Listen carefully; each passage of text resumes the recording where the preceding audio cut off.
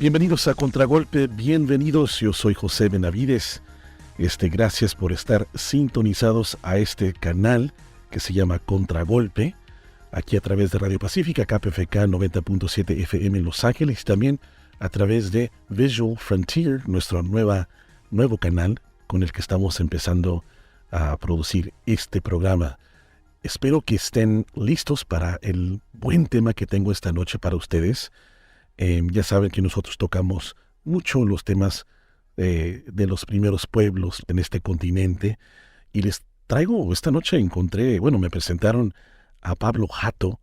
Pablo Hato es un cineasta mexicano que tiene ya muchos años trabajando en este documental que se llama El Último Tlatoani, ¿no? Y para ustedes que no saben quién es el último Tlatoani, se refiere a Moctezuma. Creo que significa el águila que desciende. Y pero bueno, lo tengo aquí en la línea y él nos va a contar un poquito más nos va a dar un poquito más de contexto sobre quién fue él y después por qué decidió hacer este documental. Bienvenido a Contragolpe, Pablo. Muy contento por este tema. Muchas gracias, ¿cómo estás? No, te diría que un saludo para todas las personas que te escuchan. Pues sí, mira, en este programa vas a encontrar mucha gente que le interesa este tema. Les encanta cuando tocamos estos temas de los pueblos originarios. Entonces creo que esto les va a encantar porque yo no sabía de este tema. Bueno, sabía, pero no sabía dónde quedaron los restos, ¿no? Pero bueno, platícanos un poquito de qué se trata este documental. Sí, pues precisamente es lo que acabas de decir. Es que muy poca gente sabe, muy poca gente sabe de este tema, incluso aquí en México, ¿no?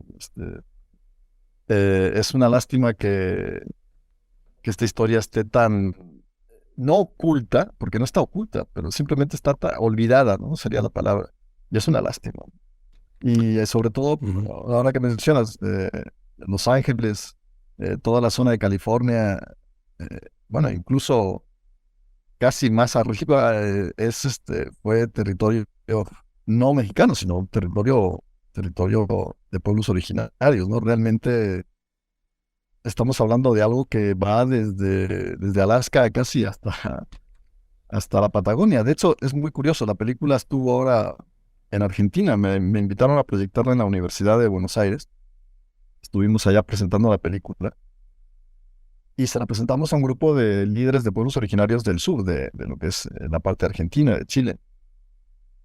Y las cosas que me contaban son increíbles. O sea, lo que está sucediendo ahora mismo en el sur del continente es bárbaro, es terrible. O sea, están ocurriendo unas cosas espantosas en contra de los pueblos originarios y en el total y absoluto silencio del resto del continente.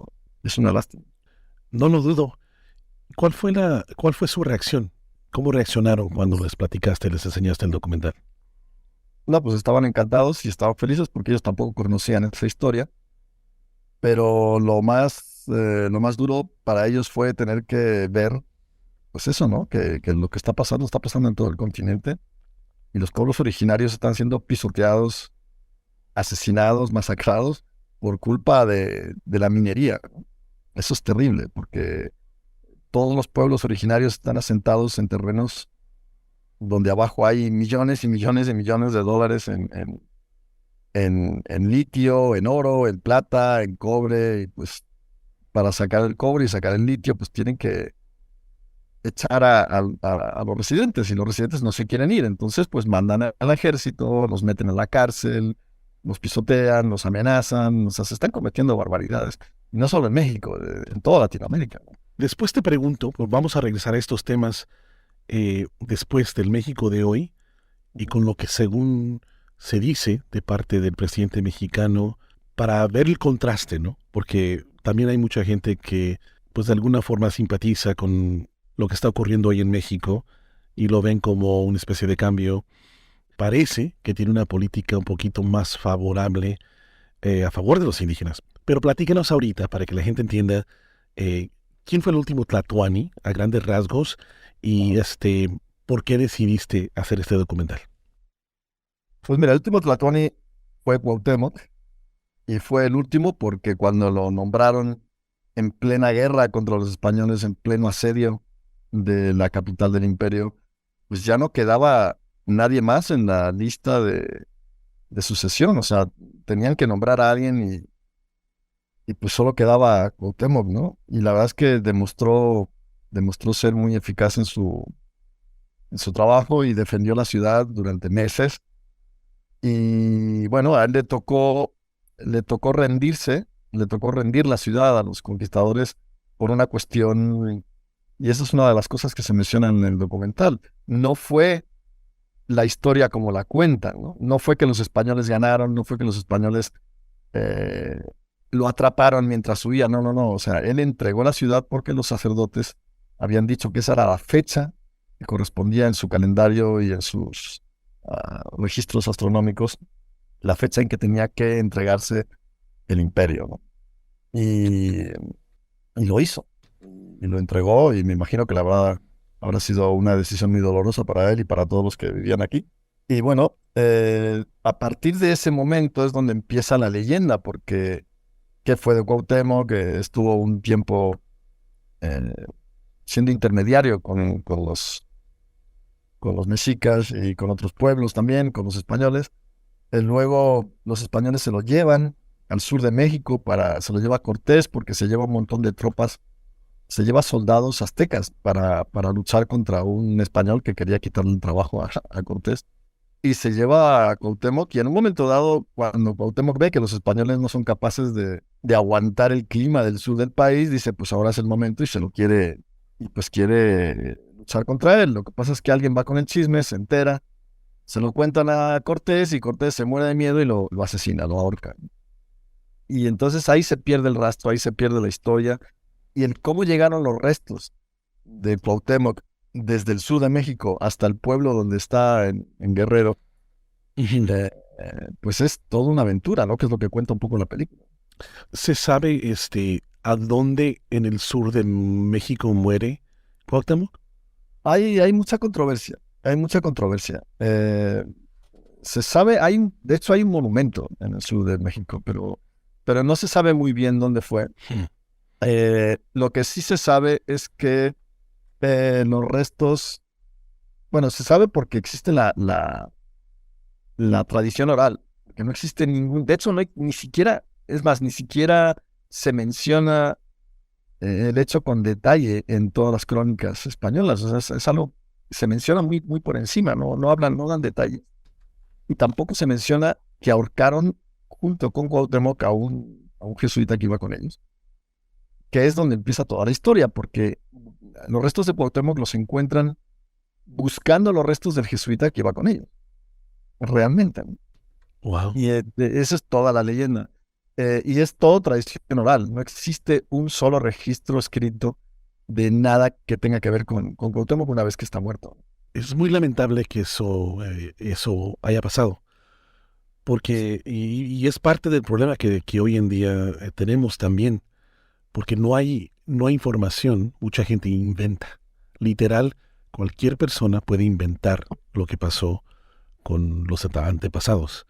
Y lo veo mucho en los pueblos originarios de todo el continente, ¿no?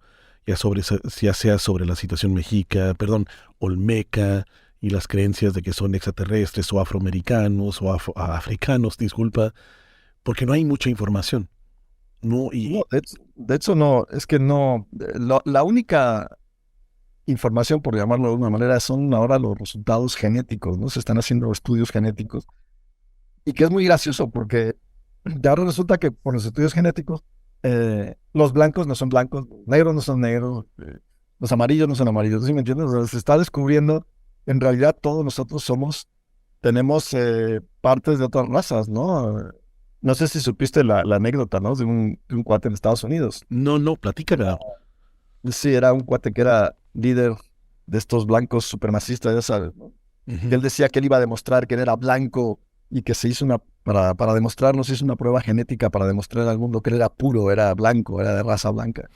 Y resultó que tenía un porcentaje de raza negra superior a lo normal, superior a la media, ¿no? ¿Y qué pasó? ¿Se colgó? No, pues ¿Se asesinó? Porque además te hizo un público, entonces hizo un programa de televisión allá en Estados Unidos, y fue como un show, ¿no? O sea, el tipo puso la cara, está en internet el programa. No. me da mucha risa eso, porque no es la primera vez que lo escucho. Cada, para mí una de las cosas que me entretiene mucho, y no me estoy saliendo del tema porque todo esto está relacionado, es de que cuando hacen en los videos en YouTube, ves a muchos afroamericanos o a muchos blancos haciéndose pruebas de ADN, lo que le dicen el reveal, ¿no? Se hacen una prueba del ADN y primero se preguntan, bueno, a mí mi mamá me dijo que éramos indios, Cherokee, y éramos de esta tribu y de la otra tribu, y que lo demás era probablemente blanco, ¿no? Y pues se hacen la prueba y pues sale que, ¿qué? Aquí Claro, sale claro. 99.9% Sub-Sahara África y 1% blanco o algo así, ¿no? Sí, Y no, y se les cae la cara. Y también los blancos, ¿no? Yo soy indio claro. porque mis pómulos son altos y mi pelo es largo y mira mi torso. Mira, es largo como los indígenas. Se hacen la prueba y se ponen a llorar. Es No, graciosísimo. donde se ponen a llorar casi todos es que ahora están buscando como sea, pero lo están buscando de todas las formas posibles, porque todos los indicios señalan a que el origen de prácticamente todos los seres humanos es, si no africano, por lo menos de raza oscura. Entonces, Claro. claro, los blancos están buscando como sea negar eso y poder encontrar que hay otro origen de la humanidad, ¿no? Porque imagínate tener que admitir que todos somos negros, ¿no? Entonces, lo digo porque vivimos en un mundo tan racista Claro. que se basa tanto en la imagen, ¿no?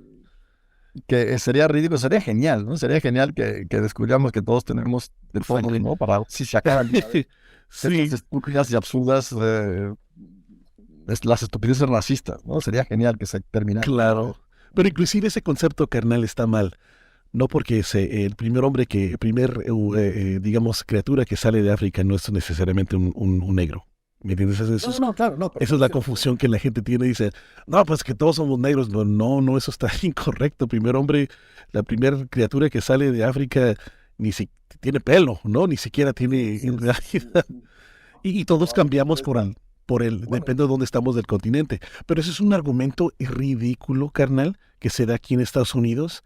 Y hay grupos de gente que se van a ver a las cabezas olmecas para decir que eran de África. Ahora, es una cosa loca. Y esto tiene que ver, y por eso es que por una razón me da gusto ver que existe el ADN. Porque cuando la gente se está haciendo, los que son, inclusive los mexicanos que dicen que no son indios, pero son, sin embargo, morenos, de tez morena, etcétera, le sale 85%, no sé qué, de cierta parte de México y lo demás, lo que ya sabemos, ¿no? Lo clásico, ¿no? sí. España, Iberoamérica.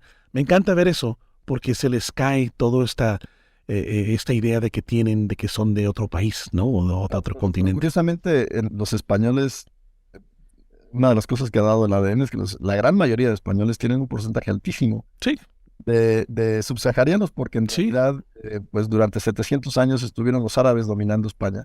claro, La mezcla de sangre con los árabes fue tremenda y muy pocos españoles se libran de tener sangre árabe. es cierto, No. es Ya, cierto.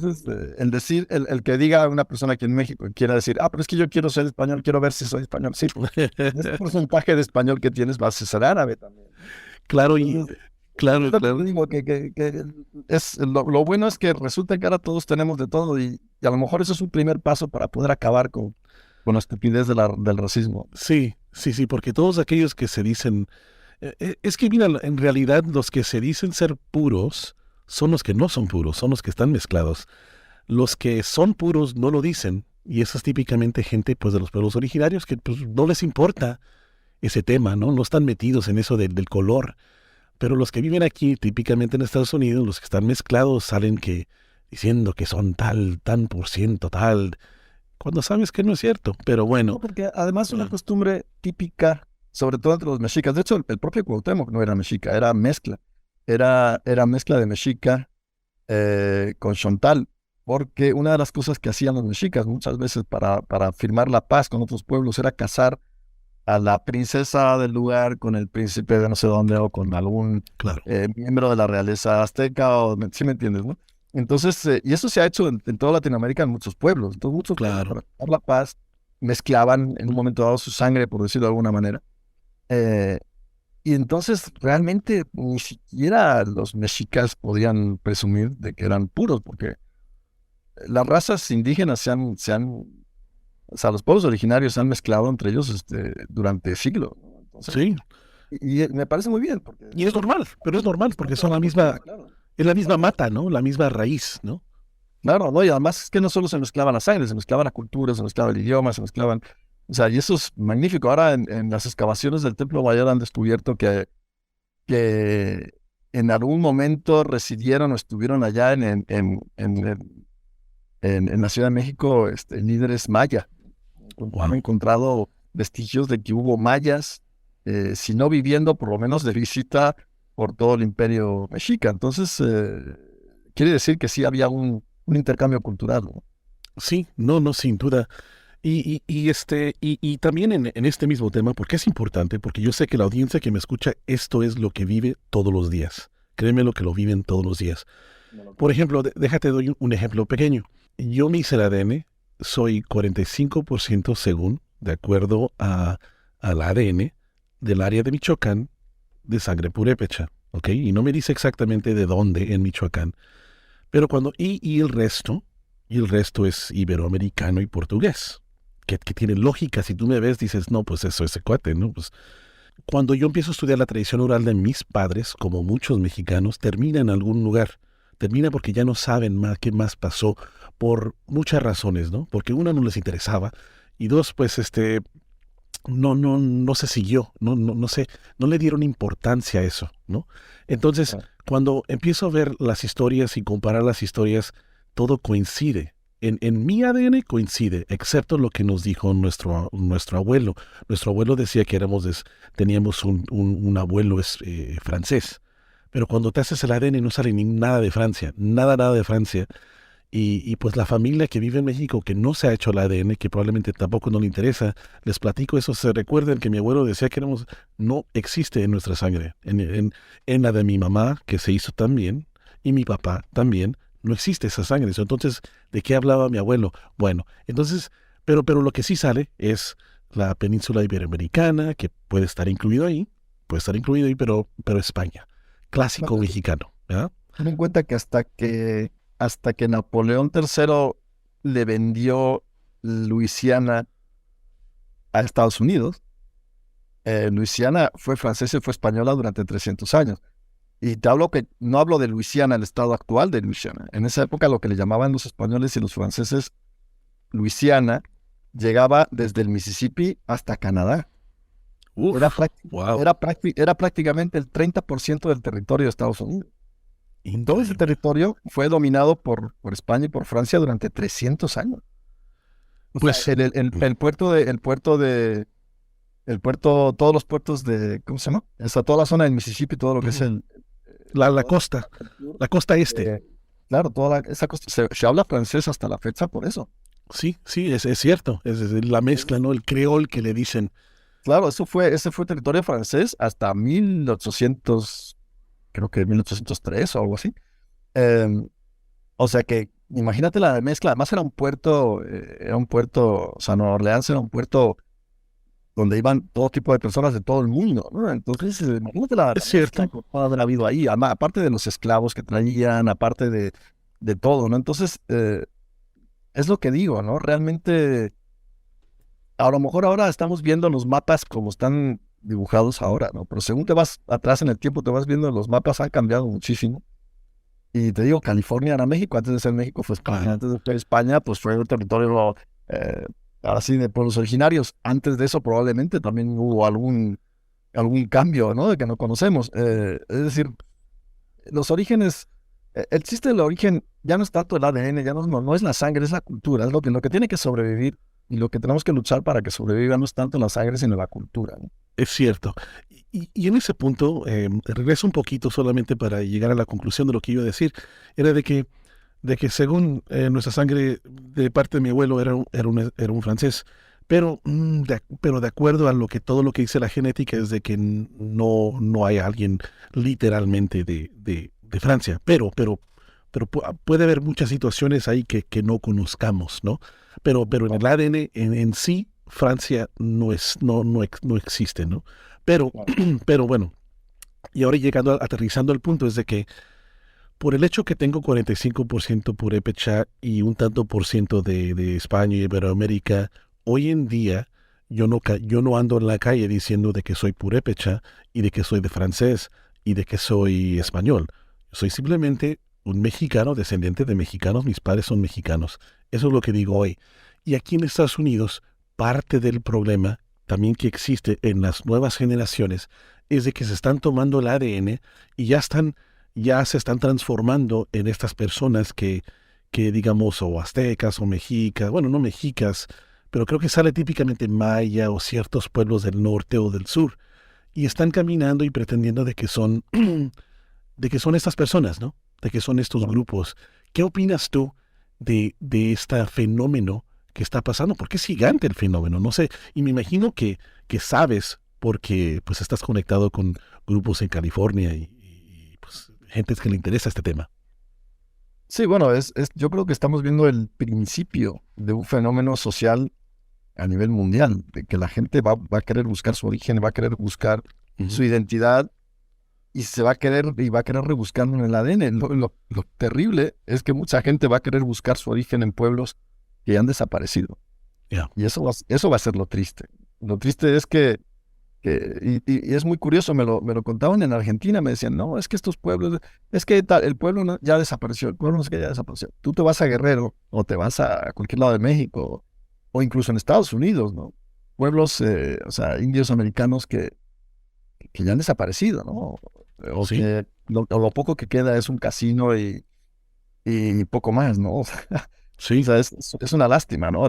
Digo, se habla del genocidio de Hernán Cortés en México, que fue terrible, bueno, en América en general, pero el genocidio de Estados Unidos no se queda atrás, ¿no? O sea, lo que hicieron los ingleses en Estados Unidos fue terrible. sí. Y se siguió O, haciendo. o lo que hicieron, bueno, lo que hicieron los norteamericanos, porque ya se consideraban, ya se había constituido Norteamérica, o sea, Estados Unidos de América, ¿no? Lo que hicieron Ya. los soldados americanos en contra de los indios, que son los verdaderos dueños de la tierra, ¿no? Fue terrible. Y lo que tú dices, o sea, esto que estás diciendo de la genética, ¿qué va a pasar cuando realmente empiecen a haber personas que quieran recuperar un poco su origen, su cultura y su espacio? O sea, que de repente se junten un montón de personas que digan, somos descendientes de tal tribu de los indios americanos y esto es nuestro. Está pasando y en ese mismo, y que yo lo veo bien. O sea, No, claro. yo veo todo eso bien. Por mí está bien mientras tu genética lo compruebe. Ahora, tampoco, pero personalmente, mi opinión es que no es necesariamente correcto de que andes caminando por las calles diciendo que eres purépecha cuando lo acabas de descubrir, está en tu sangre, pero culturalmente nunca se te enseñó. O sea, creo que Sí, tiene claro. que haber un proceso, tiene que haber un proceso, ¿no? Exacto, o sea, decir soy maya y decirlo en inglés pues, no tiene mucho sentido. Pero a mí me gusta, porque significa que la gente está tratando de encontrar sus orígenes y revivirlo. Y por mí está bien, ¿no? Ya no Claro. somos los mismos, ahora tenemos otra genética, pero sin embargo es válido porque por ahí está la sangre. Pero es válido porque además va a generar un interés y una búsqueda por ese pasado y por ese origen, ¿no? Y eso es bueno porque eso va a servir para que no se pierda. Porque el gran problema de los pueblos originarios es que se está perdiendo la cultura de muchos pueblos originarios porque no hay interés político, no hay interés de los gobiernos, no hay un interés de la UNESCO, no hay presupuesto para rescatar el pasado, ¿no? Para mantenerlo vivo, como hacen, por ejemplo, en Japón, ¿no? En Japón gastan cantidades enormes de dinero en rescatar su cultura Sí, y, y es una lástima que en el continente americano no se haga, ¿no? claro. Está cambiando mucho, pero está cambiando mucho porque me parece que puedo estar equivocado, pero veo este empuje de parte de los emigrantes que salieron, y no quiero decirles emigrantes, pero la gente que salió de México están haciendo este empuje a través de las universidades, a través de los medios sociales, porque en México, pues desafortunadamente, no, bueno, por lo menos los lugares donde yo he ido, no, la gente no lo interesa, es algo del pasado y ya, ¿no? Okay. Pero esa es una lástima. Pero bueno, ahora ahora llegamos a este punto y en todo este contexto, por eso es importante el trabajo que tú estás haciendo con lo del último Tlatuani, porque fue lastimosamente, es una parte de nuestro legado, nuestra historia que se nos ha pues brutalmente negado, ¿no? Entonces, ¿cómo, por qué te dio interés, digamos, en este documental? Pues mira, la película han sido un poquito más de 3 años de trabajo, de investigación, de revolver archivos en el INAH, de viajar a sitios para ver mapas, para ver códices. O sea, han sido 3 años muy, muy densos de trabajo, pero también te puedo decir que han sido 3 años de sorpresa al ver que han pasado 500 años del asunto y todavía hay gente que no quiere que se hable del tema. Hubo gente en el Instituto Nacional de Antropología e Historia en México que me dijo, y lo tengo por escrito, no siga usted por ahí, no siga usted investigando el tema porque no le vamos a aprobar el proyecto, pensando que el proyecto dependía del gobierno, es decir, del IMCINE, ¿no? El proyecto no depende del IMCINE, es una película totalmente independiente. Ujú. Y por supuesto, pues los mandé por un tubo, pero hasta la fecha, bueno, es más, lo que decías tú de López Obrador, y no es una cuestión política, es una cuestión, es lo que sucedió realmente. Ujú. Cuando yo supe que Presidencia estaba organizando en persona, o sea, la oficina de Presidencia estaba organizando los eventos del 500 aniversario eh, aquí en México, eso fue el año pasado. Yo les presenté la película y se las ofrecí para poderla incluir en los festejos del 500 aniversario. Y al principio me dijeron que sí, incluso me dieron fecha, la Cineteca Nacional abrió una fecha para presentar la película y todo. Y y bueno, con decirte que una semana antes del evento, que iba a estar un evento así por todo lo alto, se cancela el evento. Y me dicen que alguien de Presidencia ha cancelado el evento y que alguien de Presidencia no quiere que se presente la película. Cuando yo insisto con Cineteca Nacional para decirles a la Cineteca Nacional, bueno, pero por lo menos habrá que programar la película para que pasen el 500 aniversario, ¿no? Para que sea, aunque sea que lo haga la Cineteca Nacional de forma independiente, sin que sea Presidencia, ¿no? Wow. Pues me dieron 3 fechas me las cancelaron, pero lo más curioso es que la última fecha que me dio la Cineteca Nacional, y lo tengo por escrito, digo, cuando me dice la Cineteca Nacional, bueno, le damos el último día de diciembre con la condición de que no vaya ni la prensa ni ningún líder de pueblos originarios. Entonces yo les dije, bueno, si no van los líderes de pueblos originarios, yo tampoco. Entonces no se hizo el estreno en el 500 aniversario porque fue imposible. ¿Por qué crees que se oponen? No tengo ni idea, pero yo me sospecho que puede ser porque en el fondo, como se menciona en la película, en el fondo pues, les da un poco de miedo el tema. Parece mentira que ha pasado 500 años, pero todavía los gobiernos tienen miedo. Y tienen miedo porque actualmente en México, ten en cuenta que las mineras extranjeras, que tienen el 80% de la minería del país, están en contra de que los pueblos originarios tengan el derecho a reclamar lo que está pasando, la expropiación de las tierras, la explotación de las tierras, ¿no? Es terrible lo que está ocurriendo.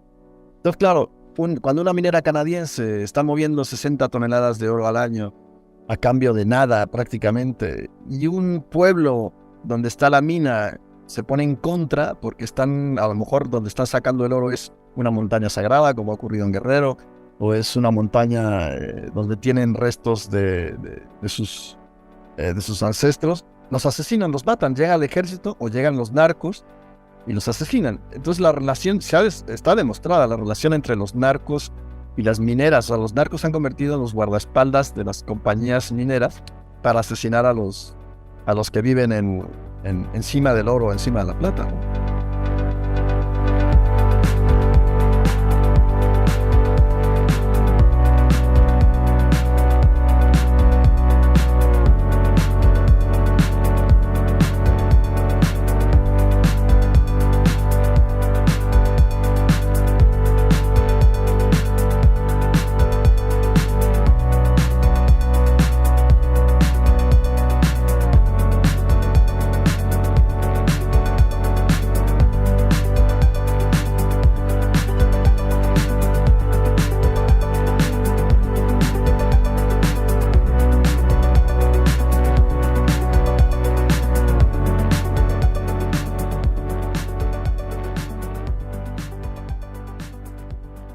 dicen, pues de que están a favor de los pueblos originarios, ¿no?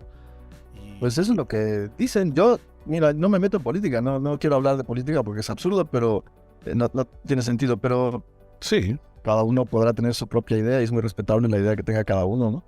Yo no tengo nada que ver con la política. Lo que sí te puedo contar es mi experiencia personal con el tema de la película, y es que Presidencia ha bloqueado la película, hasta el punto de que me cancelaron una proyección, no recuerdo dónde fue, si fue en San Luis Potosí, no me acuerdo dónde fue la proyección que se canceló, que me llamó la secretaria de Cultura y me dijo, no me atrevo a pasar tu película. Wow. Así me dijo, no me atrevo. ¿Por qué? Porque se enteran de que hay alguien en el gobierno, muy arriba en el gobierno, que no quiere que pase la película. Ok. La película está bloqueada, oficialmente bloqueada, aunque me refiero oficialmente que la película no pasa en ningún círculo que tenga que ver con el gobierno. Está pasando, estamos proyectando la película en muchos círculos privados, es decir, grupos de pueblos originarios que la proyectarán.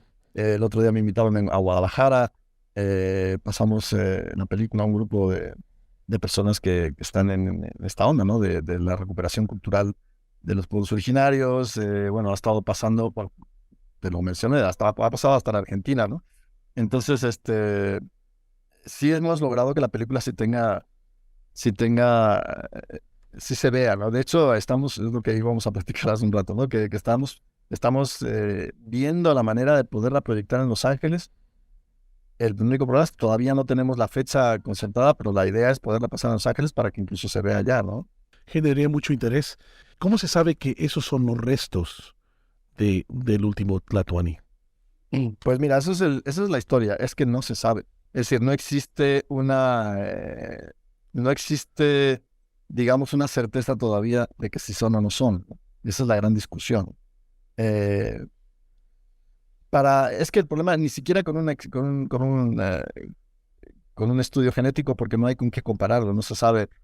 Eh, existe la leyenda de que Cuauhtémoc tuvo una hija y que tuvo descendencia. De hecho, dicen que todavía existe la descendencia de la hija de Cuauhtémoc. Tampoco está comprobado.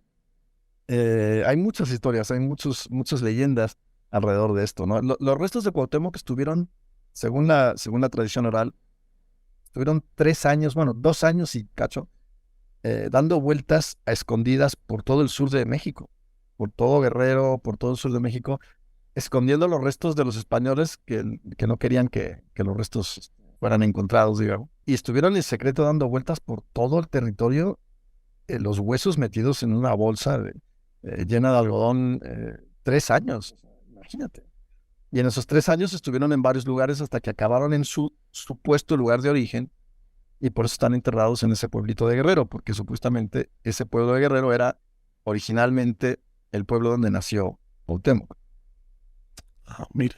Entonces, es una historia fascinante. El problema es que no existe una certeza. No te puedo decir, son los restos de Cuauhtémoc. De hecho, oficialmente el gobierno dice que no son. Pero ahora está surgiendo la idea de decir, bueno, ¿por qué no convertimos el pueblo donde están los restos de Cuauhtémoc en Disneylandia? Vamos a hacer el pueblo, lo vamos a nombrar Pueblo Mágico, para que vayan los turistas y paguen dinero. Los turistas van de todas maneras, pero lo que quieren ahora es sacarle rentabilidad económica, y entonces ahora, por desgracia, van a convertir los restos de Cuauhtémoc en un circo, todo para enriquecer a 3 o 4 políticos. O sea que ahora sí están admitiendo de que hay una posibilidad de que sí sean. Pero porque hay un interés económico. Obvio. El problema también, pero no lo van a hacer, porque si lo hacen, los restos automáticamente los tendría que recoger el INAH y se los tendría que llevar del pueblo. Entonces van a tener engañados a todo el mundo con el tema de que sí son, no son, vamos a hacer otra prueba, no sé qué, para poder mantener los restos ahí y poder hacer el circo que necesitan de construir hoteles, cobrar, o sea, poder tener una carretera nueva, poder pues convertir aquello en un circo. Sí, totalmente. Qué interesante. Si se dice que existen los huesos de alguien tan importante como es Cuauhtémoc, yo no sé por qué no se han estudiado, bueno, no sé si se han estudiado, yo no sé si qué tanto se sabe de estos huesos y por qué no se ha hecho. Si lo han hecho con huesos de personas que murieron hace 4,000 años, en el hielo, o sea, sabemos esto, ¿por qué no podemos saber Bueno, de quiénes son se estos hicieron huesos? estudios, que es Ujú. también parte de lo que en el documental también se cuenta esa historia. Se hicieron estudios en los años 50 y sí demostraron que los restos tienen 500 años y que los restos pertenecen a un adulto de origen probablemente mexica, en fin, sí existen unos estudios y existen Ah, pruebas. Lo que pasa es que hacer una prueba profunda de ADN para averiguar si son o no son costaría mucho dinero.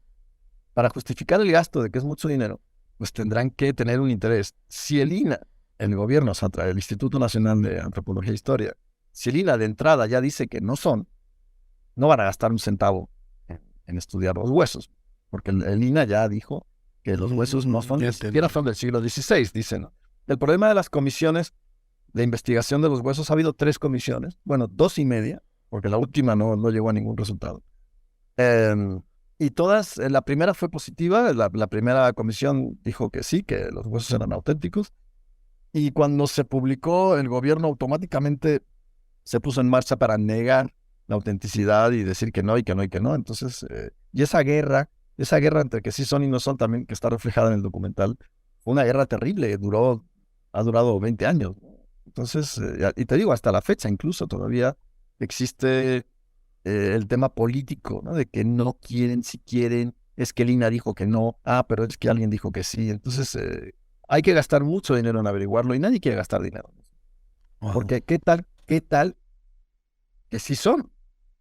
Entonces sería un problema, ya los restos de Cuauhtémoc ya no serían un problema científico o histórico, sería un problema político, porque podría llegar a unificar a los pueblos originarios y eso sería muy grave. Wow. ¿Crees que hay tanto unificación?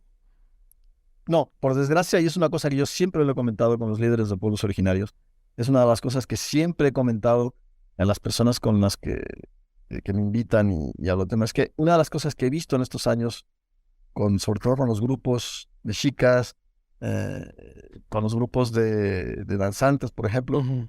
que no están unidos.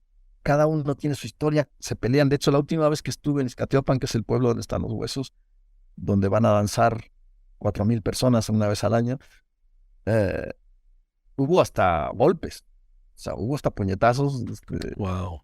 porque, pues, discutiendo por todo. Es decir, el problema es que no hay una unión. Y mientras no haya una unión de los pueblos originarios, no van a tener la fuerza política y social necesaria para poder llegar a un punto, ¿no? Es decir, para poder llegar a realmente hacer cosas, ¿no? O Sí, sea, para que ocurran cosas, para que los políticos se muevan, para que en los países haya un respeto por los pueblos originarios. Los pueblos originarios tienen que unirse. Mientras no se unan, no van a tener la fuerza suficiente y de esa debilidad, se aprovechan los políticos. Se aprovechan los políticos claro. para hacerlos desaparecer, para pisotearlos, para que se olviden. Porque lo que quieren los pueblos nuevos, o sea, digamos, los pueblos contrarios a los pueblos originarios, no sé cómo llamarlos, ¿no? Los políticos, ¿no? O sea, ya viste lo que pasó en Brasil, ¿no? Lo que dijo el presidente de Brasil, de que había que aniquilar y que había que desaparecer a los pueblos originarios, ¿no? Wow. Es que eso es lo que quieren hacer que desaparezcan porque estorban. Estorban a nivel político, estorban a nivel económico, estorban a nivel social, ¿no? No quieren pueblos originarios y se aprovechan de que los pueblos originarios no se unen en un solo bloque para pisotearnos. Entonces, hasta que todos los pueblos originarios no se unan en una sola voz, independientemente de las diferencias de opiniones que puedan tener, mientras no se unan en una sola voz, no van a tener la fuerza suficiente. Pasa lo mismo con los pueblos del norte. Los pocos que hay se dividen y se separan, se dividen sobre X cosa que nada tiene que ver, ¿no? O sea, Ujú. nosotros somos así, y esto no se hace así, y sin un sinfín de problemas. Ustedes son mexicanos, ustedes son de allá, no son indios, o sea, un montón de cosas se dividen y siempre lo he visto toda mi vida desde que tengo aquí estudiando en los Estados Unidos, lo he visto en las escuelas, los estudios de Chicago, los estudios en México americano, o sea, lo mismo. Y es una gran lástima que ocurra. Pero, y por eso en este programa yo siempre trato de encontrar, pues, ¿no? Buscar la unión, ¿no? Y apoyar, porque al final del día somos un mismo pueblo, ¿no? Somos un mismo pueblo. Pero cada generación, esta generación yo pienso que es la más, ha sido la más, digamos, problemática, digamos, en el sentido de que eh, ahora con el ADN, como te digo, ¿no? Se hacen el ADN y ya de repente son, no sé, tarahumara o hasta maya, qué sé yo, ¿no? Sí, Y en vez de que sirva para unirlos, va a servir para separarlos todavía más, ¿no? claro, y se separan, y hay constantemente, en el mundo, en este mundo, hay constantemente ataques entre los del norte, los del sur, los de acá, y en realidad por unas gran tonterías de gente, de muchachos, ¿no? Que quieren, pues, ¿cómo se dice? Aquí se le dice gatekeep, ¿no? En español no sé cómo sería, pero quieren, pues, ser los que saben todo y proteger su tribu y imponer, ¿no? Pero bueno, Claro. ese es un tema que lastimosamente se ve mucho aquí. Pero yo pienso que hay una unión, a pesar de estar divididos, pienso que hay más unión en México que aquí en el norte. Porque pues está el hecho de que pues hoy en día ya somos mexicanos y eso nos une un poquito más a comparación de aquí a Estados Unidos, ¿no? Ja. Pero bueno, Bueno, pues ya sí conoces, bueno, la famosa última consigna de Cuauhtémoc, ¿no? Cuauhtémoc antes de morir mandó una consigna por todos los pueblos de México y creo que llegó incluso más allá, que decía en contra de los españoles, decía, bueno, que hay que esconder sí, y hay que enterrar todo el conocimiento para que algún día pueda resurgir, ¿no? Para que algún día en el futuro, pues, todo ese conocimiento y toda esa cultura pueda resurgir, ¿no? en nuestro nuevo sol, algo así, ¿no? Habla del, Exactamente, sí, nuestro sol wow, ha desaparecido, en fin. Es una especie está escrito con esa poesía clásica de, de los aztecas, pero el mensaje es ese, ¿no? Guárdenlo todo porque uno de estos días nos va a hacer falta para poder resurgir, ¿no? Y eso sería genial. No desde el punto de vista de pelea, pero por el punto de vista cultural, de que ojalá resurjan todo ese conocimiento, porque es un conocimiento terrible que se perdió por culpa de la estupidez y de la cabezonería de los europeos, ¿no? claro, Pero es una lástima, la cultura que había en América, hablo de no solo en México, en Estados Unidos también, todos los pueblos originarios de Estados Unidos tenían una cultura y un conocimiento imagínate cómo estaría la medicina a estas alturas si se hubiera aceptado y se hubiera estudiado todo lo que sabían los pueblos originarios sobre hierbas, sobre flores, sobre plantas medicinales. sí. O sea, estaríamos 1000 años por delante de lo que estamos ahora. Y todas las escrituras que destruyeron, que pudimos haber sabido tanto, o sea, Claro, no se sabe nada de la historia del continente. Prácticamente no se sabe absolutamente nada, porque todo se destruyó, se quemó. De hecho, Hernán Cortés lo dijo, ¿no? Quémenlo todo. O sea, sí, no, fue una orden que dio Hernán Cortés de que había que quemarlo todo y literalmente se quemó, ¿no? Y curiosamente, 100 años después, cuando la corona española les dio permiso a los españoles de poder sacar todo el oro que quisieran de donde quisieran, que había soldados españoles escarbando las tumbas nada más para sacar oro porque tenían permiso de hacerlo. Destruyeron un montón de tumbas y un montón de lugares donde había cosas enterradas y lo único que buscaban era oro, oro, oro, oro, y todo lo demás lo quemaron. Entonces, no solo fue la conquista, sino que durante 200 años, o sea, hasta el virreinato, incluso en el virreinato, se siguió todavía el destrozo cultural, ¿no? Y en Estados Unidos, tú lo has dicho, en Estados Unidos el destrozo cultural, o sea, no solo fue arrasar con los pueblos originarios en Estados Unidos, fue arrasar con su cultura, ¿no? Creo que tengo por ahí la historia, no sé, no tengo muchos detalles, pero que incluso se les prohibió a tocar el tambor, porque decían que lo del tocar el tambor se comunicaban entre ellos y tenían miedo, entonces se les prohibió a los pueblos indios de Estados Unidos, quedó prohibido que tocaran el tambor, así de fácil. Entonces sí, tuvieron que inventar todo un sistema de comunicación con ollas de agua, entonces, bueno, en fin, es una historia también muy interesante, pero es ese miedo a la cultura. O sea, hay que acabar con la cultura, hay que acabar no solo con la raza, sino con el pensamiento.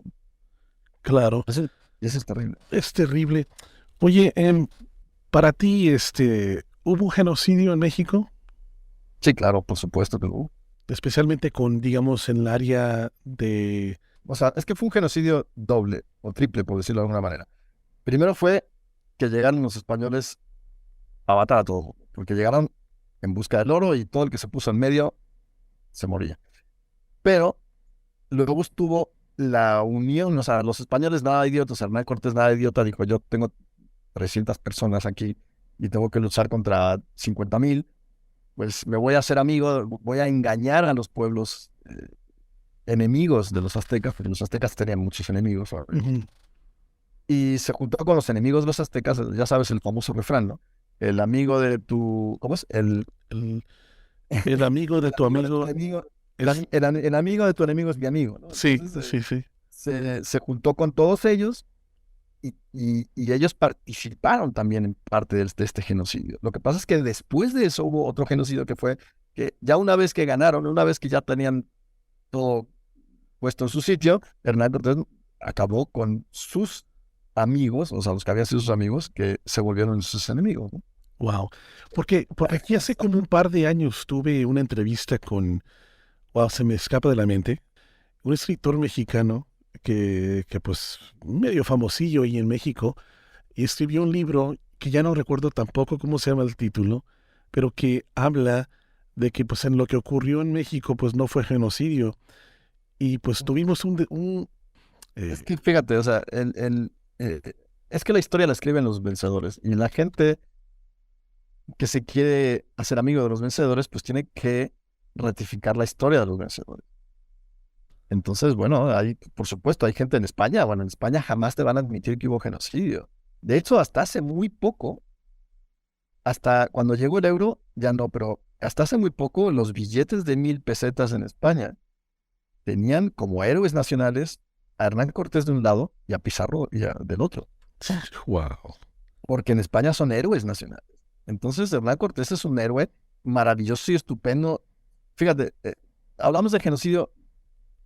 Ahora mismo, tal y como están las cosas y cómo estamos de sensibles, ¿no? Nos han Sí, sensibilizado, sí, sí. de una forma un poco artificial, que queremos llamar crimen y genocidio a cualquier cosa, ¿no? Entonces, ahora mismo llega un loco con una ametralladora a un McDonald's y mata a 50 personas y van a decir que fue genocidio, o sea, van a decir que fue un crimen terrible, ¿no? O sea, si mañana un loco llega a Nueva York y mata a 1,000,000 de personas, va a ser un genocidio.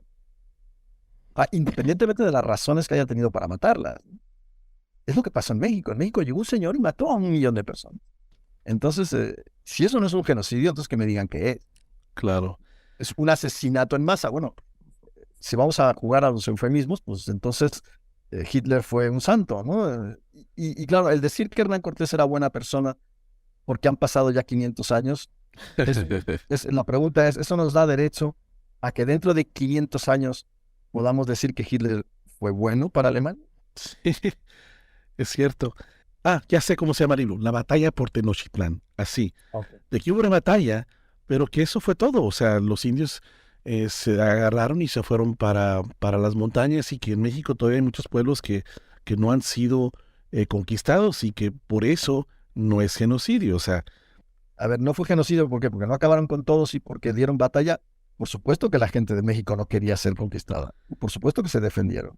Pero eso no existe como genocidio. exactamente. O sea, ahora mismo en Ucrania están diciendo que es un genocidio y sin embargo se están defendiendo.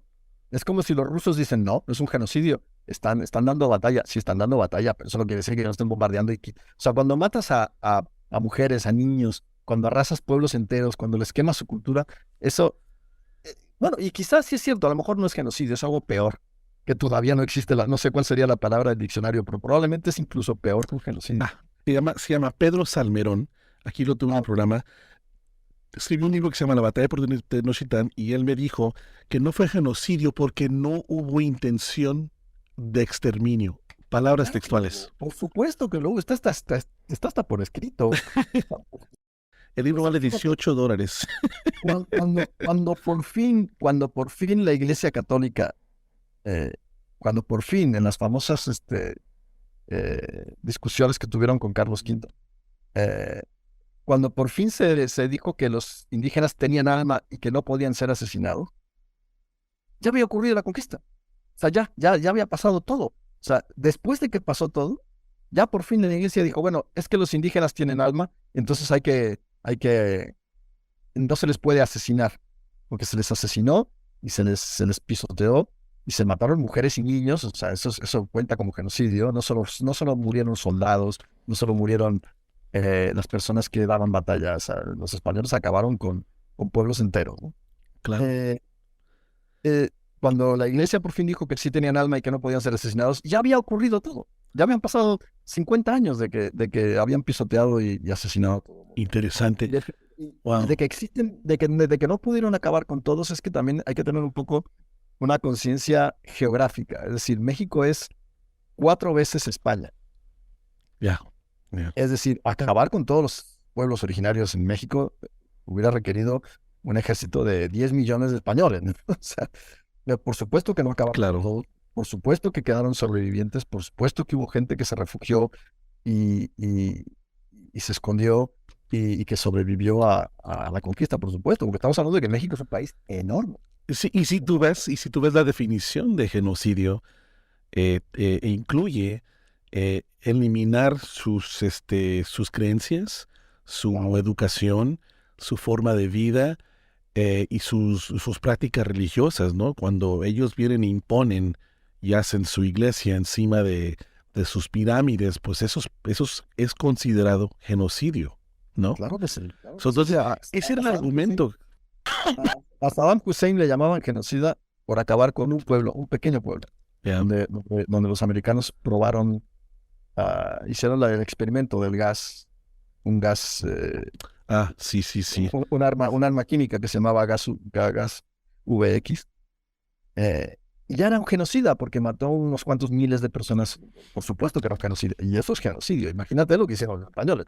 Si lo que hicieron los españoles no fue genocidio, entonces Hitler es un santo. No, ese, te digo, y aquí me gustó que lo tuve en el programa porque tuvimos y la audiencia se enojó. Y este hombre ha escrito como 10, 15 libros, es un hombre fuerte, escritor fuerte, conocido en México. Por eso te digo que cualquiera que escribe libros dice y se puede inventar cualquier cosa, ¿no? O tergiversar la historia a su conveniencia. Es una cosa, yo estoy seguro que hay gente que ha escrito libros diciendo que Hitler fue bueno. Yo estoy seguro que hay gente que va a ser capaz, sobre todo al futuro, de escribir libros diciendo que en el fondo Hitler lo hizo bien y que era bueno. Y seguro que esos libros los va a escribir gente, profesores de universidad. O sea, va a ser porque va a haber gente de ese lado del espectro de la opinión. Siempre va a haber gente que va a decir, no, los españoles eran buenos. De hecho, hace muy poquito, te hablo, hace 5 años, un político español, no recuerdo ahora su nombre, dijo que era una barbaridad decir que era un genocidio, que los españoles llegaron aquí a civilizar. Oh, sí. Civilizar, y dices, bueno, ¿a civilizar qué? Pero si eran más civilizados que ustedes, señor. Claro. O sea, los árabes o los moros llegaron a España, pero no destruyeron las iglesias. No destruyeron, por eso hay tanta cultura en España, pero la cultura es de los moros, los palacios. Eran una cultura mucho más avanzada de la que había en el sur de España en esa época. Claro, pero ahí están, no los destruyeron, es la diferencia, acá vinieron a destruir y a eliminar. Quemar. Claro. O sea, hay órdenes de Hernán Cortés por escrito que están documentadas donde él dice que se queme todo, que se asesina a todo el mundo y que se queme todo. O sea, si eso no es un genocidio, es que es lo que te digo, hay que extrapolarlo a nuestra época actual, ¿no? ¿A qué le llamamos genocidio? Lo que está ocurriendo en Ucrania le estamos llamando genocidio. Lo que ha ocurrido en Siria es un genocidio, ¿no? Es decir, por supuesto que lo que ha ocurrido en México fue un genocidio. Independientemente de que haya habido guerras y que haya habido gente que se haya opuesto a ser conquistada, que se haya opuesto a que le quiten su cultura, por supuesto que la gente pelea. Pero el pelear no te quita la etiqueta de genocidio cuando te aplastan y te matan, ¿no? Es decir, wow. Pero eso es mi opinión muy personal. Yo no sé si haya gente que opine lo mismo que yo. No, claro. De que fue genocidio, eso es 100%. No hay ninguna persona con la que no he hablado que es experta en estos temas que me dice que no es genocidio. Pero eso sí, eso es interesante. Pablo, se nos acaba el tiempo. Te quiero dar las gracias por esta hora que está buenísima, que llegamos a muchos temas que le interesa a la audiencia y creo que me gustaría continuar contigo porque este documental tiene mucho potencial y especialmente aquí en Estados Unidos. Yo diría que tal vez más potencial aquí en Estados Unidos que en México. Dime cómo podemos contactarte o cómo podemos saber cuándo, si la gente dice quiere estar esperando para saber más información, cómo se comunica contigo o cómo se da cuenta cuándo va a salir este documental. Pues cuando la proyección en Los Ángeles, te digo, todavía no tenemos fecha. Estamos intentando hacer varias fechas, o sea, más que nada porque una vez que yo esté en Los Ángeles, pues me gustaría aprovechar, ¿no? Y a ver si podemos hacer más de una sola proyección. Estamos viendo ese tema. Sí me gustaría comentarte un detalle ahorita que me dices eso, para que veas, dices Sí, que tiene adelante. más interés fuera que en México. La película ha ganado 8 premios internacionales en festivales de cine internacionales. Ha llamado la atención, ha estado en la selección oficial de 14 festivales internacionales. Aquí en México fue rechazada en todos los festivales, Wow. pero no solo rechazada, o sea, sin verla. El otro día tuve una entrevista de radio con un señor que me dijo que él había sido, eh, ¿cómo se dice?, jurado en uno de los festivales, ¿no? Cuando yo le comenté, pues esto estuvo en tu festival, esta película, lo primero que dijo fue, me pidió perdón. Sí, una disculpa, no, yo no estuve ahí, yo no fui quien lo hizo. O sea, le dije, a ver, yo no te estoy diciendo nada, ¿no? O sea, Wow. él solito cuando se dio cuenta dijo, no, yo no fui. O sea, ¿por qué? Pues porque la película fue rechazada de los festivales en México sin verla, Increíble. sin verla. Y te digo, rechazada en todos los festivales de México. Sin embargo, en el extranjero, eh, incluso en Estados Unidos, o sea, tiene premios en festivales. Entonces te quedas pensando, dices, bueno, como dices tú, a lo mejor sí tiene más interés fuera que dentro, ¿no? No lo sé. Y en cuestión de la proyección de Los Ángeles, pues estamos en ello. Si alguien tiene algún interés de que se proyecte, yo lo he dicho siempre, la película está a disposición de cualquier universidad o de cualquier centro cultural que quiera proyectarla de forma gratuita, de forma desinteresada. Si alguien tiene ese interés, por supuesto que se comunique conmigo. El correo electrónico mío es pablojato@gmail.com. Y bueno, que me manden un correo y me digan, pues queremos pasar la película en tal sitio, nos interesa que pase, yo encantado de la vida, organizamos el evento y con mucho gusto lo hacemos. Excelente, Pablo. Pablo, estamos en comunicación. Te quiero otra vez dar las gracias. Y gracias por estar en Contragolpe. Y pues te esperamos otra vez muy pronto aquí en el programa.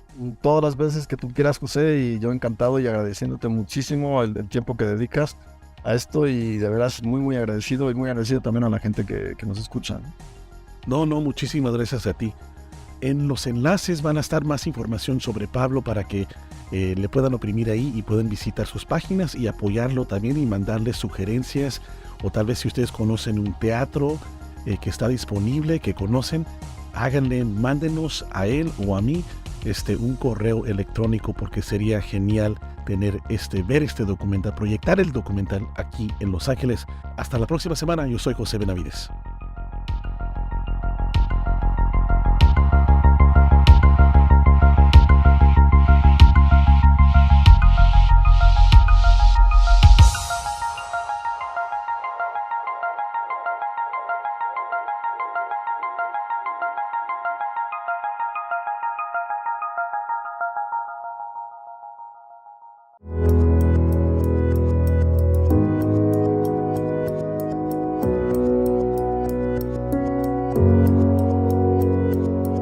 One of the things that really sets this Project Fatherhood apart from everything else is that we don't look at individuals as clients. We don't think of people as a number that's coming in and we have to move them through a process quickly.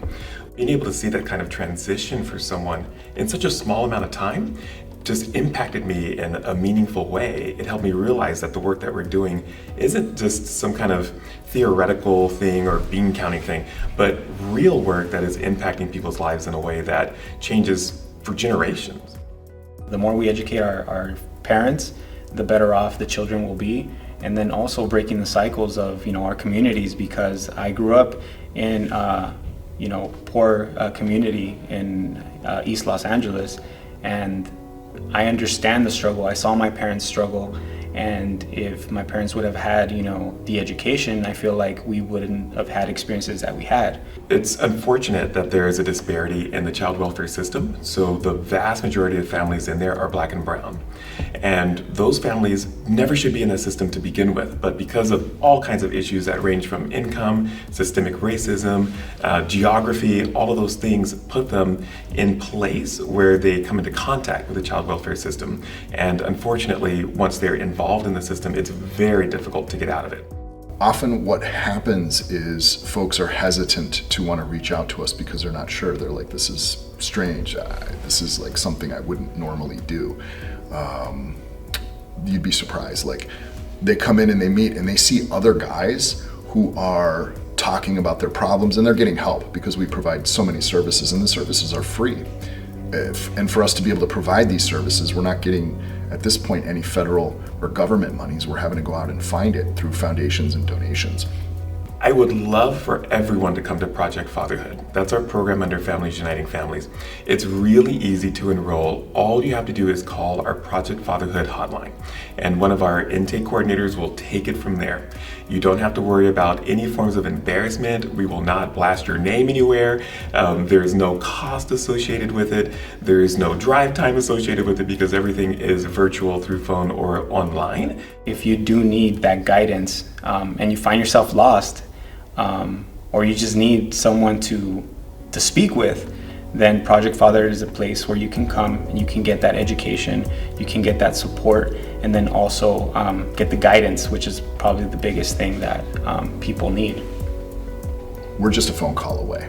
You can reach us here at 562-437-9224. We'll be able to schedule an intake appointment with you, analyze your situation, and provide you support, and hopefully get you on your way and get you connected to the services that are going to help resolve these issues that are kind of weighing you and your family down and your kids down. There's a quote by Cornel West that I carry with me, and he says, "What is justice? Justice is love on the outside." So when you think of it in that way, the work that we're doing absolutely is social justice. And we think of it as love on the outside. That means we don't treat people like numbers or even like clients. We treat people like family, our family. And we do everything in our power to make sure that our family is protected and safe.